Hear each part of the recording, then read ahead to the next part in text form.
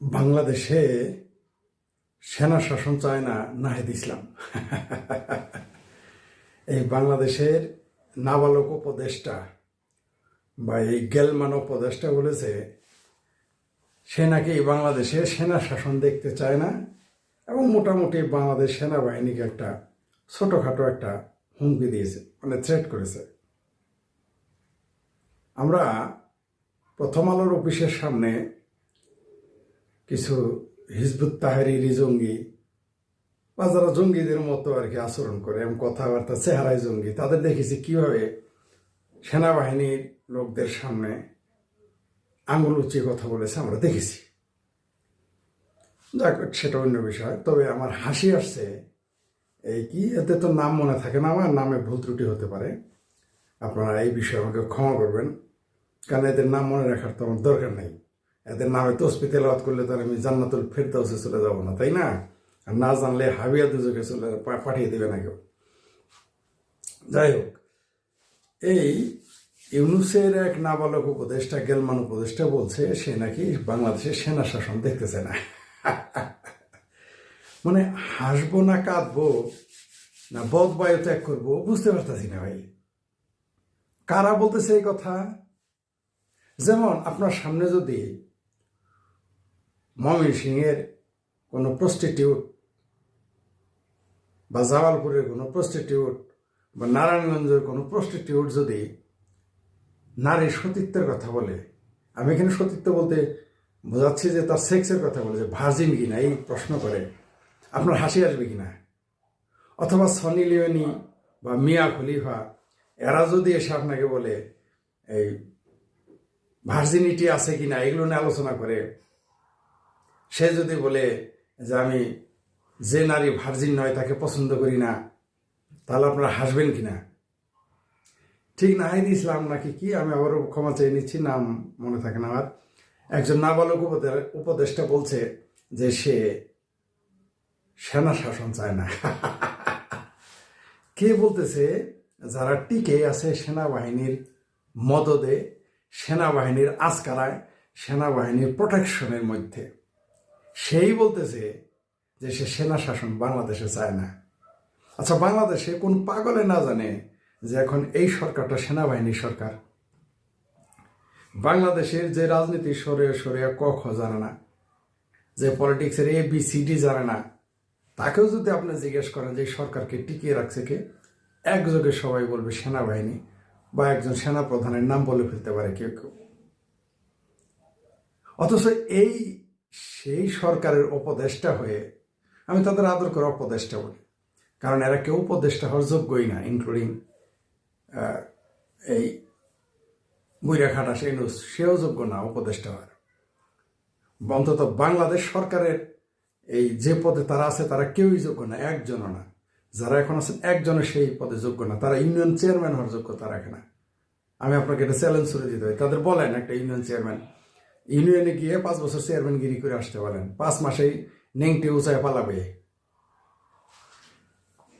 এখন কে বলতেছে বাংলাদেশের সেনাবাহিনী যাদেরকে কাঁধে করে নিয়ে আসছে, কি দেখেন নাই? এই দেশের তথাকথিত মেধাবী সমন্বয়কদের আপনি পোশাক পরা সেনাবাহিনীর কাঁধে উঠতে দেখেন নাই? অবশ্যই দেখেছেন যে কাঁধে উঠে বসে আছে।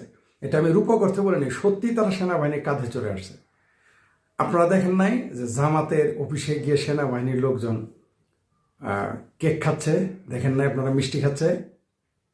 তো এই সেনাবাহিনীর কাঁধে ভর করে এসে সে বলতেছে, মানে কাঁধে ভর করে না, সরাসরি কাঁধে উঠে এসে, কাঁধে চড়ে এসে উপদেষ্টা হয়ে বলতেছে তারা সেনা শাসন চায় না। খুবই হাস্যকর। মানে এদের অপদেষ্টাও বলে ফেলে, সে নিজেই বলে, সে নাকি নিজে মুখে সাংবাদিকদের সামনে স্বীকার করেছে সে কোয়ালিটিলেস। সে নিজেই বলতেছে সে কোয়ালিটিলেস, সে অযোগ্য, এটাও সে নিজে বলে। আর কার কথা আমরা বলবো? মানে তার সমন্বয়ক, তার গেলমান, তার সহকারী, তার কলিগ, তার উপদেষ্টা আর কি বলতে পারে? কি বলেছে? সেনা শাসন চায় না। কারা বলেছে? যে নিজেই সেনাবাহিনীর কাঁধে চলে আসছে এই উপদেষ্টারা। এই সেনাবাহিনীর যদি কালকে কালকে যদি সেনাবাহিনীর ম্যাজিস্ট্রেসি পাওয়ার না থাকে, কালকে আগামীকাল যদি ম্যাজিস্ট্রেসি পাওয়ার তুলে দেওয়া হয়, এই অপদেষ্টারা পাবলিকের হাতে তো লাথি গোথা খাওয়া শুরু করবে। কোনো রাজনীতিকের হাতে না, রিক্সাওয়ালা, টেম্পোওয়ালা, অটোওয়ালা, বাইকাররা, যারা ওই যে উবার চালায়, তারা ছোটোখাটো যারা দোকানদার, ফুটপাতে যারা দোকান দেয়, হকার, সাধারণ শ্রমিক, এদের হাতে তো লাথি গোথা খাওয়া শুরু করবে।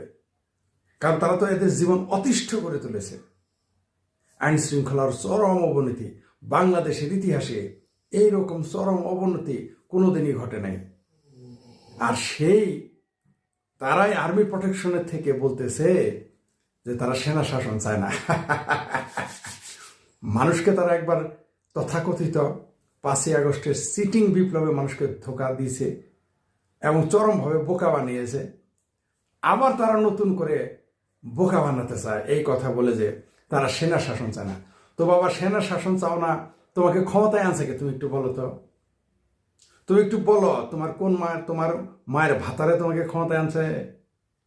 তোমার মায়ের ভাতার কার আমরা তো দেখেছি জো বাইডেন প্রশাসন, তোমার মায়ের ভাতার কার আমরা তো দেখেছি পাকিস্তানের আইএসআই, তোমার মায়ের ভাতার কার আমরা দেখেছি সেনাবাহিনীর পুরো টিম আমরা দেখেছি। তো তোমাদের মায়ের ভাতার হচ্ছে খোদ সেনাবাহিনীর, পুরো সেনাবাহিনীটাই তোমাদের কাঁধে করে এনে ক্ষমতায় তুলে দিল, হাতে দিয়ে দিল ক্ষমতার পাউরুটিটা, হাতে তুলে দিল ক্ষমতার কেকটা, আর তুমি এখন বলতেছো সেনা শাসন চাও না। ও আমার গণতন্ত্র প্রেমিক, ও তোমাদের কথা শুনলে ঘোড়ায়, ওই যে পুরান ঢাকার ঘোড়ায়ও হাসবে। এই সমস্ত বদামে বাদ দাও। তোমরা এতই গণতন্ত্র প্রেমী যে নির্বাচনের নাম নিতে ভয় পাও। তোমরা তো সেই ভণ্ড এবং প্রতারক, তাই না? যারা বলেছিলে এই দেশের মানুষ ভোটের অধিকার নাই, যারা বলেছিলে এই দেশের মানুষের ভাত পায় না, এখন মোটা চাউলের দাম 80 টাকা কেজি। তোমরা বলেছিলে এই দেশের মানুষের ভোট দিতে দেওয়া হয় নাই, 3 বছর 15 বছর ধরে তুমি ভোট দিতে পারো না। তোমার বয়স হলে 20 বছর, তোমরা বলো তোমরা 17 বছর যাবৎ ভোট দিতে পারো না। তোমাদের বয়স হলো 25 বছর, তোমরা বলো 17 বছর যাবৎ ভোট দিতে পারো না। তো ভোটকে দিবা ওই ডাইপার পরে ভোট দিতে যাবা? হ্যাঁ, বদামি আর কত করবা? আর কত ধোকা দেবা মানুষকে যে তোমরা সেনা শাসন চাও না? এইভাবে মানুষকে হাসায় না। তোমরা আসছই সেনাবাহিনীর কাঁধে ভর করে, যাবা সেনাবাহিনীর পিএল খেয়ে, মানে পাছায় লাথি খেয়ে যাবা। তারপরে জনগণের তো তোমাদের পেটে পাড়াতে গু বাইর করবে, এটা তো তোমরা জানোই। তার জন্যই তো সেনাবাহিনীর প্রোটেকশনে তোমরা থাকো। তোমরা সেনাবাহিনীকে তাদের ম্যাজিস্ট্রেসি পাওয়ার রিনিউ করতেছো, কারণ তোমরা জানো যে পুলিশ দিয়েও তোমাদের রক্ষা করা যাবে না, বিজিবি দিয়ে জনগণের হাত থেকে তোমাদের রক্ষা করা যাবে না। জনরোষ এত তোমাদের মতো, এই যে যারা উপদেষ্টা উপদেষ্টি হরি বুড়ি সুরি গেলমান কোটায় যারা আছো, তোমরা ভালো করেই জানো যে তোমাদের পুলিশ তোমাদের রক্ষা করতে পারবে না, বিজিবি তোমাদের রক্ষা করতে পারবে না, আনসার তো পারবেই না। তাই তোমরা সেনাবাহিনীর প্রোটেকশনের থেকে লম্বা লম্বা কথা বলো যে তোমরা সেনা শাসন চাও না।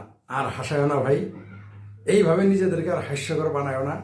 আর এই যে চাপা মারো, তোমরা নির্বাচন প্রেমী, তোমরা গণতন্ত্র প্রেমী, নির্বাচনটা দিয়ে দেখো, আর ম্যাজিস্ট্রেসি পাওয়ার সেনাবাহিনীর তুলে দিয়ে দেখো পাবলিক তোমাদের কি পরিণতিটা করে। সেই দিনটার জন্য অপেক্ষা করতে থাকো। তোমরা যতই দেরি করতেছ, জনরোষ ততই বাড়তেছে। পাবলিক তোমাদের কিভাবে কিক আউট করবে তোমরা চিন্তাও করতে পারবে না। ওই সেনাবাহিনীও তোমাদের আর রক্ষা করতে পারবে না। যে সেনাবাহিনী কাঁধে ভর করে আসছো না, সেই সেনাবাহিনীও তোমাদের রক্ষা করতে পারবে না। তোমরা এমন ঠেলা খাবা।